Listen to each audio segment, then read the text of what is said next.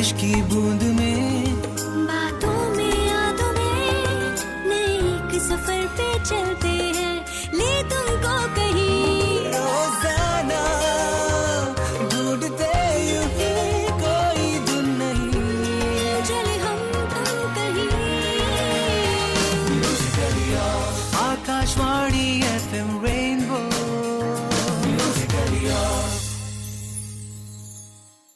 FM rainbow की magical frequency पर आपके साथ मैं प्रियंका मामगन, और बात आकाशवाणी की हो तो आकाशवाणी हमेशा आपके साथ रहता है बहुजन हिताय बहुजन सुखाय के उद्देश्य के साथ। और इस वक्त एफएम रेनबो पर प्रोग्राम हेल्पलाइन है और हमारे साथ है, जी हाँ, बहुत ही इम्पोर्टेंट टॉपिक। दोस्तों, अक्सर हम देखते हैं कि हमारे बड़े बुजुर्ग कहते हैं कि सर्वे भवन्तु सुखिनः, सर्वे सन्तु निरामयाः, सर्वे भद्राणि पश्यन्तु मा कश्चित् दुर्भाग् भवेत्। अर्थात सभी सुखी हों, सभी रोग मुक्त रहें, सभी का जीवन मंगलमय बने और कोई भी दुख का भागी ना हो। जी हाँ, रोग मुक्त जीवन सुख, मंगल और शुभता लेकर आता है। वहीं ये भी सत्य है कि बीमारी की वजह से मेडिकल ट्रीटमेंट, दवाइयों का खर्चा एक परिवार की आर्थिक स्थिति को झकझोर देता है। वहीं भारत सरकार का लक्ष्य है कि हर नागरिक को अफोर्डेबल प्राइस में दवाइयां उपलब्ध हों, सस्ती कीमत की दवाइयां उन्हें मिले और किसी भी तरीके का आर्थिक बोझ उन पर ना पड़े। कई सारी योजनाएं हैं जिनका लाभ आप उठा सकते हैं और कम खर्च में दवाइयों अपने लिए अवेल कर सकते हैं। आज हम बात करेंगे, जी हाँ, जेनेरिक दवाओं व जन औषधीय संबंधी सेवाओं की। और आज इस विषय पर बातचीत करने के लिए हमारे साथ स्टूडियो में मौजूद हैं Shri Ravi Dadhich, CEO pharmaceutical and medical devices bureau of India. Sir, आपका बहुत बहुत स्वागत है। जी धन्यवाद प्रियंका। जी बहुत बहुत धन्यवाद, शुक्रिया। साथ ही आज हमारे साथ स्टूडियो में मौजूद हैं एफएम रेनबो के पेक्स श्रीमती निशा भारद्वाज। आपका बहुत प्रियंका, थैंक यू। और हम स्वागत करते हैं रवि सर का कि उन्होंने समय निकाला और हमारे प्रोग्राम में आज आए हैं। तो हमें करनी है बहुत सारी बातें। तो हमारा टॉपिक है, हम फिर से दोहरा देते हैं, जेनेरिक दवाओं व जन औषधि संबंधी सेवाएं। Akashvani FM rainbow.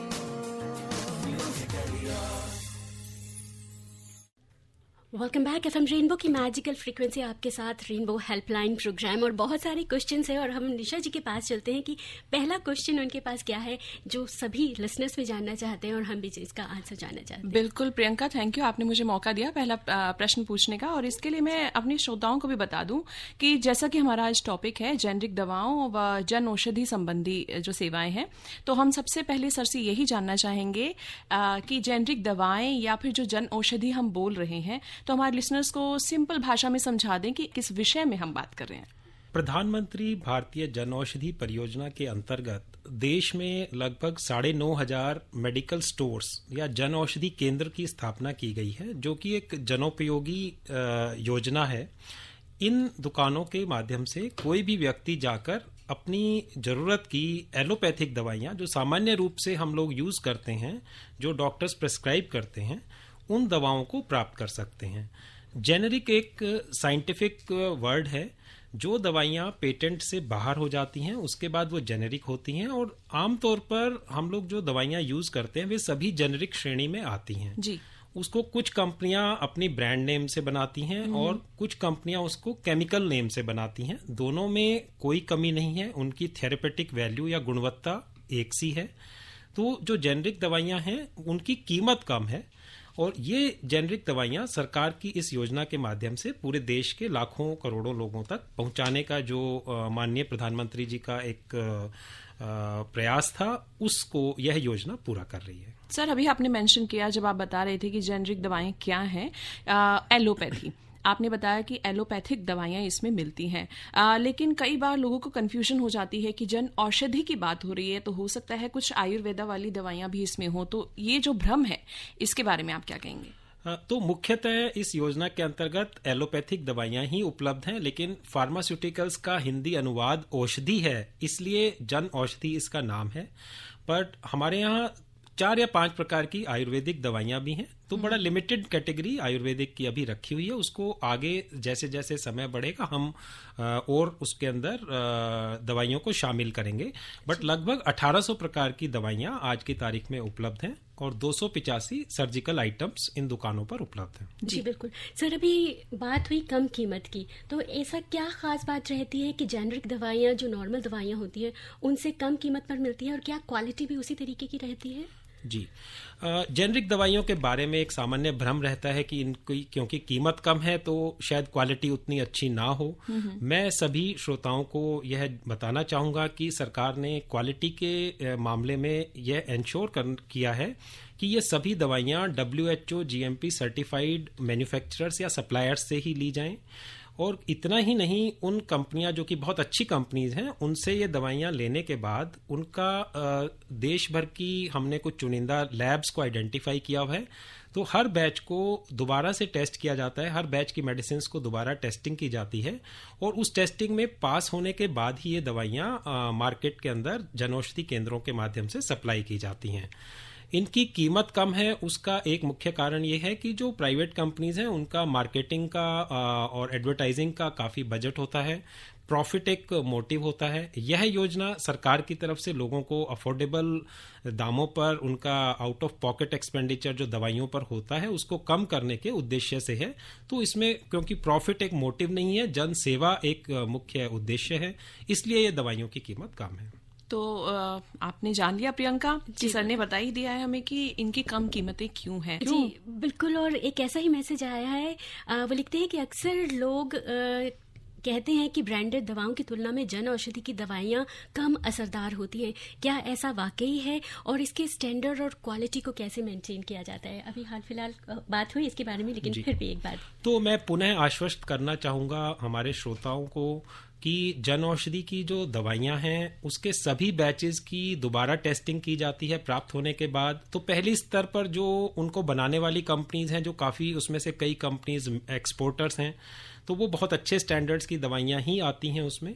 Second stage पे जब हमारे पास प्राप्त होती हैं, हमारे देश भर में 4 जगह वेयर हाउसेज हैं, उसमें सारी दवाइयाँ एक ही जगह पर हम मंगवाते हैं और उनको देश के विभिन्न लैब्स के अंदर जो NABL एक्रेडिटेड लैब्स हैं उसमें टेस्टिंग कराने के बाद यह पूरी तरह आश्वस्त होने के बाद ही कि ये दवाइयाँ उसी सेम केमिकल फार्मूला के अनुसार बनी हैं।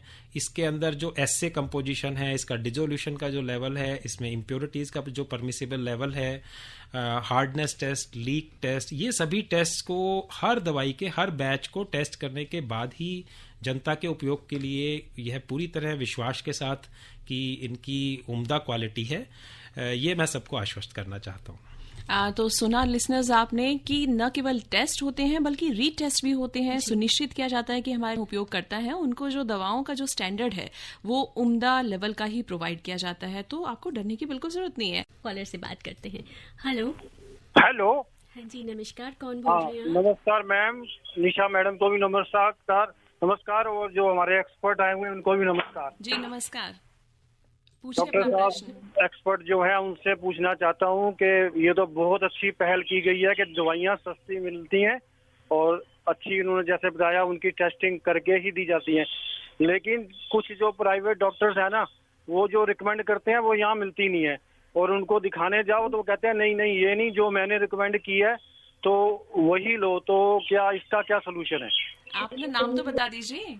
मैंने कहा आप पहचान के हो गए। मैं तो पहचान गई, लेकिन हमारे एक्सपर्ट को भी पता होना चाहिए ना कहाँ से सवाल आ रहे हैं। चट्ठा बोल रहा हूँ, नई दिल्ली से। जी धन्यवाद, आपने प्रश्न पूछा। और जो चट्ठा साहब ने सवाल किया है वो बिल्कुल वाजिब है सर, क्योंकि ऐसा कई बार अक्सर देखा जाता है कि हाँ ऐसा जो पेशेंट्स होते हैं उन्हें सुनना पड़ता है या इस प्रोसेस से गुजरना पड़ता है कि जो दवाएं हमने लिखी हैं डॉक्टर कहते हैं वही आप लें। तो इस केस में क्या है? देखिए, इसके लिए NMC जो नेशनल मेडिकल कमीशन है उसने भी इंस्ट्रक्शंस जारी की हैं कि डॉक्टर्स केवल जेनेरिक दवाई ही लिखें, वो ब्रांडेड दवाई ना लिखें। तो ये डॉक्टर्स को, बट प्राइवेट डॉक्टर्स पे उस तरह का नियंत्रण नहीं है, तो वे अपनी तरफ से जो उनको उचित लगता है वो ब्रांडेड दवाइयाँ कुछ लिखते हैं, लेकिन कस्टमर्स को अपनी अवेयरनेस को भी देखना है क्योंकि हर दवाई के ऊपर उसका केमिकल नेम लिखा होता है। आप उसको अपना मैच कर सकते हैं और यदि सेम कंपोजिशन की दवाई है उसके लिए आपको जो जनौषधि केंद्र का संचालक है, जो कि वहाँ पर एक फार्मासिस्ट होता है हर दुकान पर, वो आपकी मदद कर सकता है। तो आपको और आप भी डॉक्टर से रिक्वेस्ट कर सकते हैं कि मुझे महंगी दवाई ना लिख के आप सस्ती जेनेरिक दवाई या जन औषधि की दवाई लिखें, ताकि मैं इसको लेकर अपनी जो मेरा खर्चा है मंथली, या जो रेगुलर डिजीजेज जैसे क्रॉनिक डिजीजेज हैं जिसमें कार्डियोवैस्कुलर या जिसको हार्ट की प्रॉब्लम्स या हाइपरटेंशन या डायबिटीज, जिसमें पेशेंट को रेगुलरली दवाइयाँ लेनी पड़ती हैं और रोज खर्चा होता है उसका, तो वो निरंतर यदि उनको दवाई चाहिए तो वो उसके सूटेबल अल्टरनेटिव्स हैं, बिल्कुल सेफ अल्टरनेटिव्स हैं। तो डॉक्टर्स के ऊपर तो उस तरह का प्राइवेट क्षेत्र में नियंत्रण शायद नहीं है, बट आप उनसे अनुरोध कर सकते हैं कि वो इस प्रकार की जो सस्ती दवाइयाँ जो कि आप अफोर्ड कर सकें वो आपको लिखें।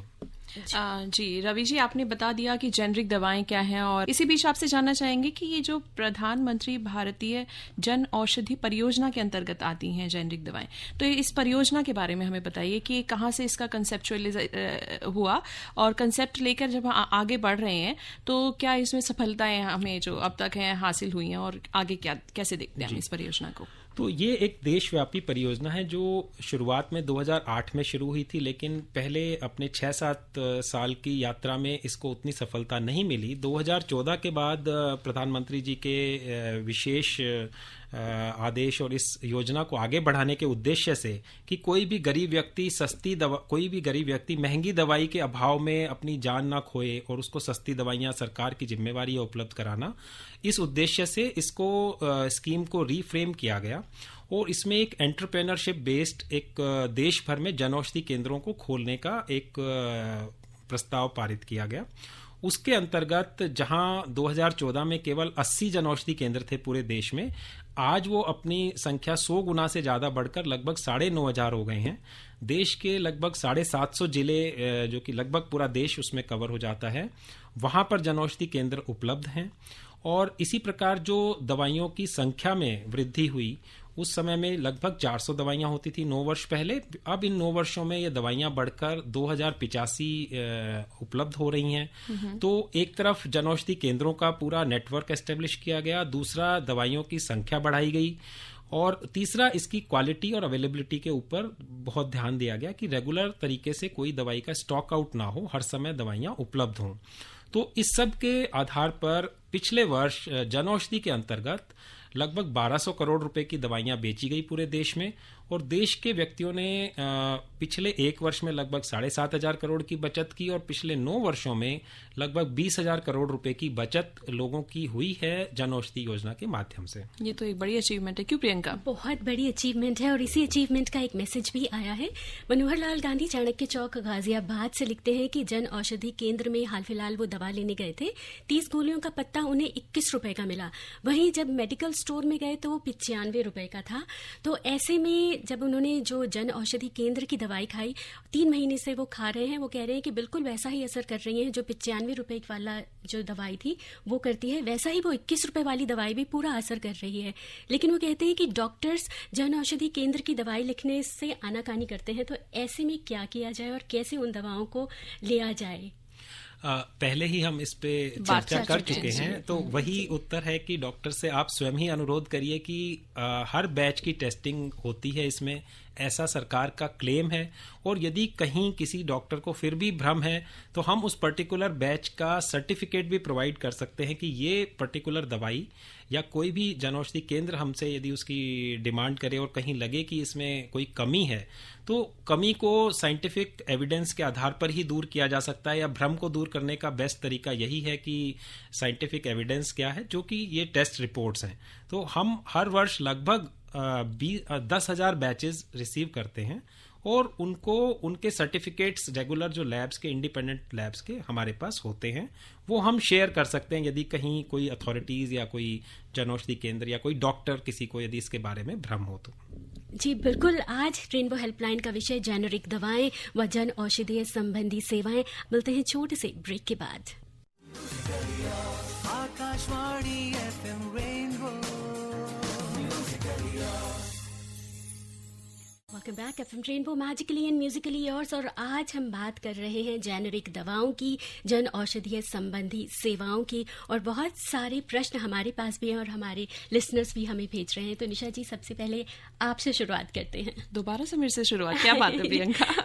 अच्छा, मैं ये जानना चाह रही थी रवि सर से कि जो जेनेरिक दवाएं हैं ये सुगमता से उपलब्ध हो सकें, हमारे जो भी उपयोग करता है, जो उपभोक्ता हैं, उनको इनको सुगमता से मिले, इसके लिए आपने एक ऐप बनाई है, उसका नाम भी सुगम है। सुगम ऐप के माध्यम से क्या क्या फैसिलिटीज हैं जो कि प्रोवाइड की जा रही हैं और जिनका लाभ जो है हमारे सुनने वाले उठा सकते हैं, जो उपभोक्ता हैं वो उठा सकते हैं? जी, जन औषधि की जानकारी के लिए कि जन औषधि केंद्र कहाँ पर है, उसको ढूंढने के लिए एक जो सुगम ऐप जैसा आपने बोला, उसके अंदर लोकेट केंद्र नाम का एक ऑप्शन है। तो उसमें जब आप चेक करेंगे तो आपको near by 1 kilometre, 5 kilometre, 10 kilometre या उससे ज़्यादा, या आप पिन कोड नंबर डालकर भी उसमें ढूंढ सकते हैं।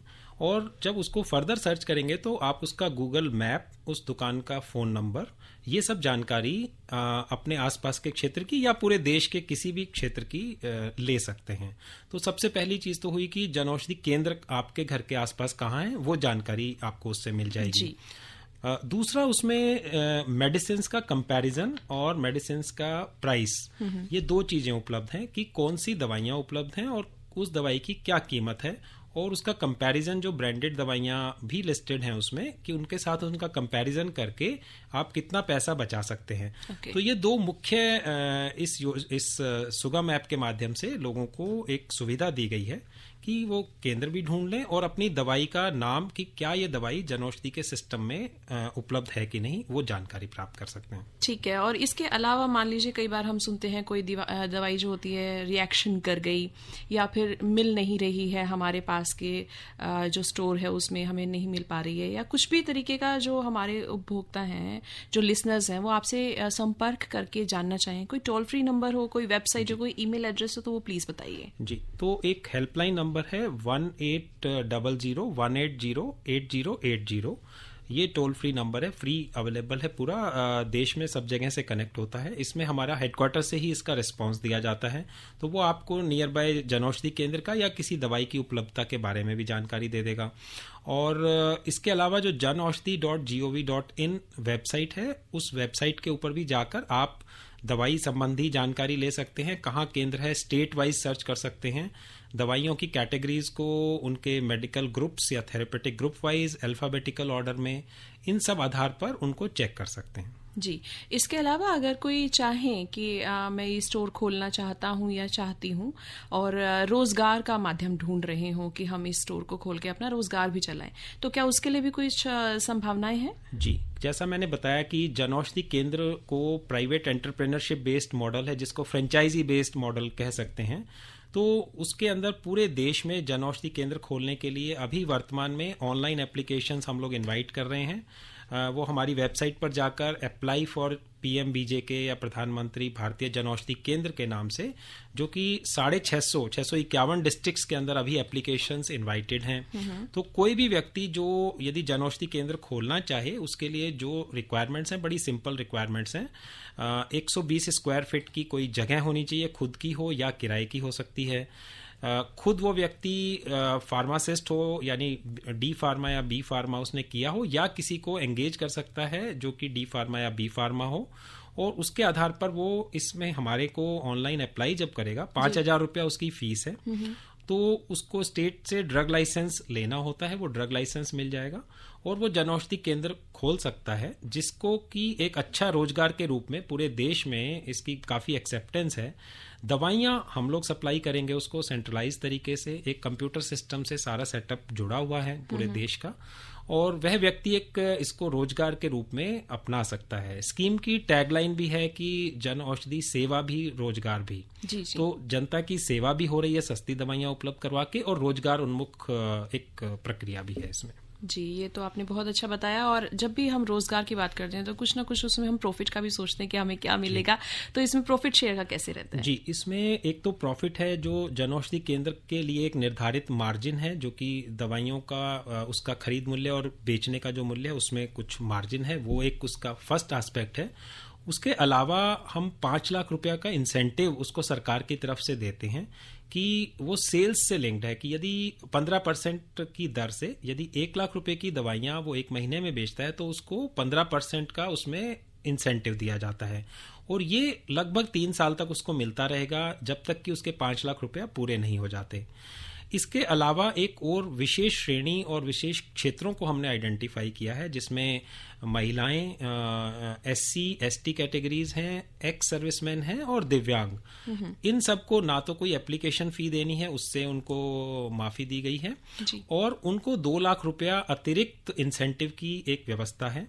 साथ ही ये जो 2 लाख रुपए का इंसेंटिव की व्यवस्था है ये उन लोगों को भी उपलब्ध है जो यदि हिमालयन डिस्ट्रिक्ट्स में रहते हैं, आइलैंड डिस्ट्रिक्ट्स में हैं, एस्पिरेशनल डिस्ट्रिक्ट्स नीति आयोग ने जो निर्धारित किए हुए हैं, तो इन क्षेत्रों में रहने वाला कोई भी व्यक्ति, वो चाहे इन ऊपर मैंने जो पहले श्रेणी बताई उनमें नहीं हो, उसको भी 2 लाख रुपए की अतिरिक्त राशि का इंसेंटिव मिलता है ताकि वो दुकान को एस्टेब्लिश कर सके।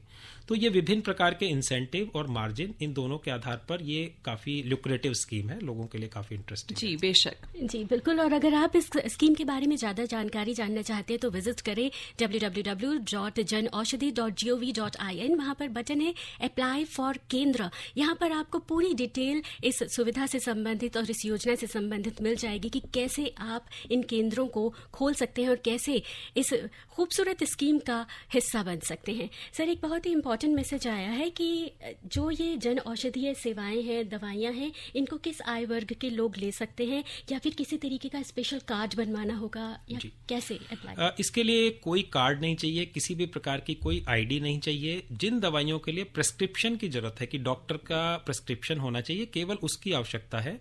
आप किसी भी जनऔषधि केंद्र पर जाकर अपना प्रेस्क्रिप्शन दिखाकर वो दवाइयां खरीद सकते हैं जो कि काफी कम मूल्य पर उपलब्ध है। जी, इसके साथ ही मैं आपसे जानना चाहूंगी, आज वर्ल्ड ब्लड डोनर डे है सर, और हम जानना चाहेंगे कि जैसे कुछ आयरन की दवाइयां होती हैं, कुछ ऐसा है, तो कुछ ऐसे भी स्कीम आगे सोच रहे हैं कि कुछ विशेष दिनों पर कुछ छूट दी जाए या कुछ ऐसा कुछ स्कीम लॉन्च की जाए आगे स्टोर्स पर? जी, हमारी दवाइयों की कीमत इतनी कम है कि आप उस पर फर्दर छूट मांगेंगे ही नहीं।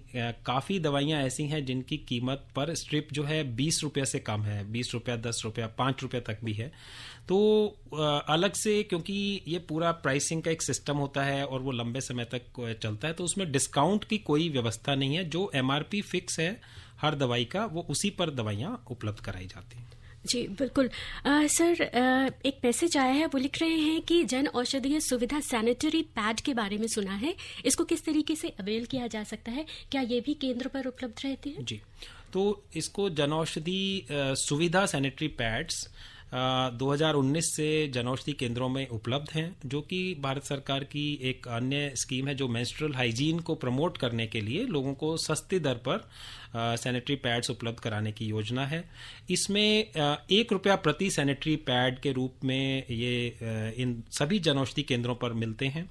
4 का पैक आता है और एक 10 का पैक आता है, तो 4 रुपये या 10 रुपये में देकर कोई भी व्यक्ति इसको खरीद सकता है। कोई भी महिला जो चाहे अपने निकटतम जनऔषधि केंद्र से जाकर इनको खरीद सकती है। बिल्कुल। आज हम बात कर रहे हैं जेनरिक दवाइयों की और कैसे हम जेनरिक दवाइयों की जो स्कीम्स हैं उनका फ़ायदा उठाकर अपने जो मेडिकल का जो ट्रीटमेंट का खर्चा रहता है उसे कम कर सकते हैं और बेस्ट ट्रीटमेंट ले सकते हैं। मिलते हैं छोटे से ब्रेक के बाद। आकाशवाणी FM रेनबो,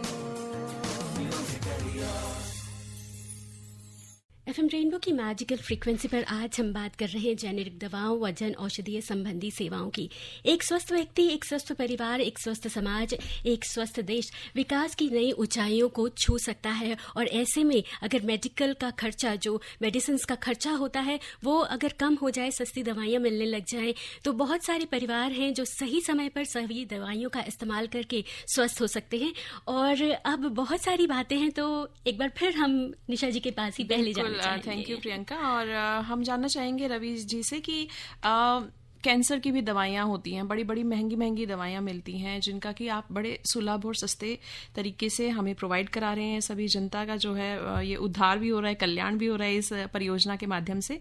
जानना ये चाहूँगी कि जो गवर्नमेंट हॉस्पिटल की जो डिस्पेंसरीज होती हैं, क्या वहाँ भी ये जो दवाएँ हैं वो अवेलेबल होती हैं?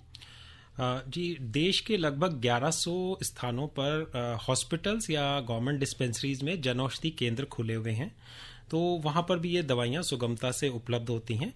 हॉस्पिटल्स अपनी इंटरनल फार्मेसी से भी दवाइयाँ उपलब्ध कराते हैं, लेकिन उसके अलावा जो दवाइयाँ लोगों को अदरवाइज बाजार से महंगी कीमत पे खरीदनी होती हैं, उसके बदले में जनऔषधि केंद्र से वो दवाइयाँ ले सकते हैं। और आपकी जो वेबसाइट है ना सर, janaushadhi.gov.in, इसमें जब हम लॉग इन करते हैं या इसको खोलते हैं तो इसमें सबसे पहले लिखा आता है फ्रॉड से सावधान कैसे रहें। तो ये किस तरीके का फ्रॉड है जो हो सकता है, और हमारे जो लिसनर्स हैं वो इस तरीके से कैसे अपने आप को अवेयर रखें कि ऐसा कुछ उनको सामना ना करना पड़े। तो पिछले कुछ समय में ऐसी शिकायतें आई कि जनऔषधि केंद्र खोलने के नाम पर कुछ लोगों ने नकली वेबसाइट या इस तरह के प्रयास किए कि लोगों से उसकी जो इनिशियल एप्लीकेशन फ़ी है वो लेके उसको कोशिश किया कि उनको जनऔषधि केंद्र खोलने का आश्वासन दिया।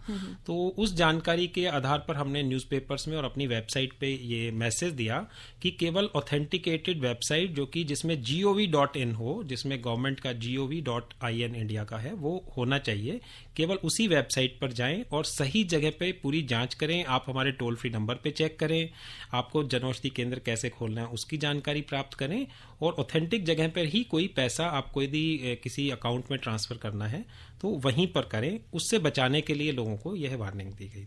जी बिल्कुल, और सही जानकारी के लिए आप वेबसाइट विजिट कर सकते हैं www.janaushadhi.gov.in। इसमें बहुत ही खूबसूरती के साथ, बहुत ही सरल भाषा में और बहुत ही साफ सुथरे अंदाज में आपको सारी इन्फॉर्मेशन मिल जाएगी जो भी आप जानना चाहते हैं। इसी के साथ साथ टोल फ्री नंबर है जिस पर डायल करके आप सारी जानकारी प्राप्त कर सकते हैं। टोल फ्री नंबर है 1800-1808-0800। इसी के साथ साथ आप जन औषधि सुगम ऐप भी डाउनलोड कर सकते हैं।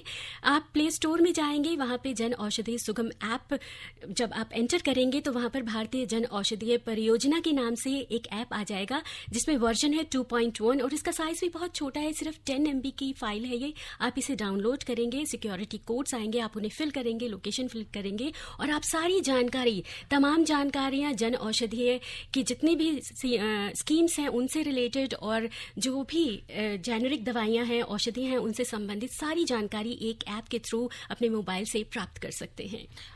बस जानना यही चाहूंगी सर इसके बाद मैं कि किस तरह की जो दवाएं हैं वो उसका थोड़ा सा एक कैटेगराइज वर्जन जो है आप हमें बता दें। एंटी इन्फ्लेमेटरी जो कि अभी हमें आप ऑफ द माइक बता रहे थे, तो वो बता दीजिए प्लीज।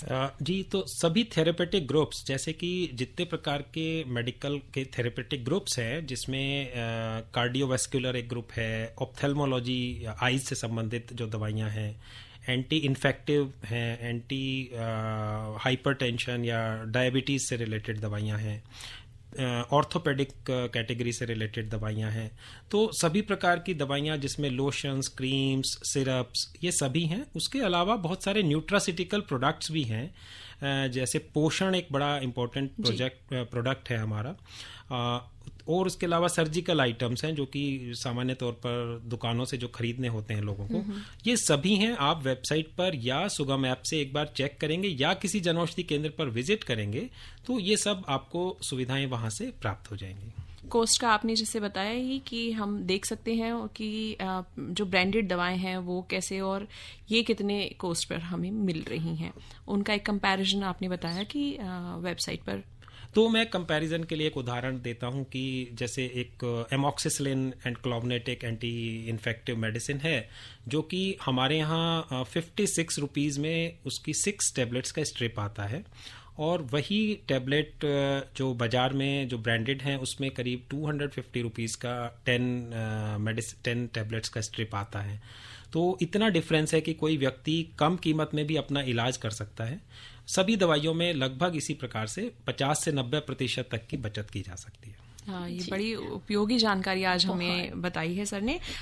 चलते चलते मैं आपसे जानना चाहूँ, 21 जून आ रहा है, योग दिवस आ रहा है, तो आप हमारे लिसनर्स को मोटिवेट कीजिए कि कुछ ऐसा रखें जीवन शैली को कि दवाओं से थोड़ी सी दूरी भी बनाई जा सकती है। बाकी आप बताएं, आप एक्सपर्ट हैं।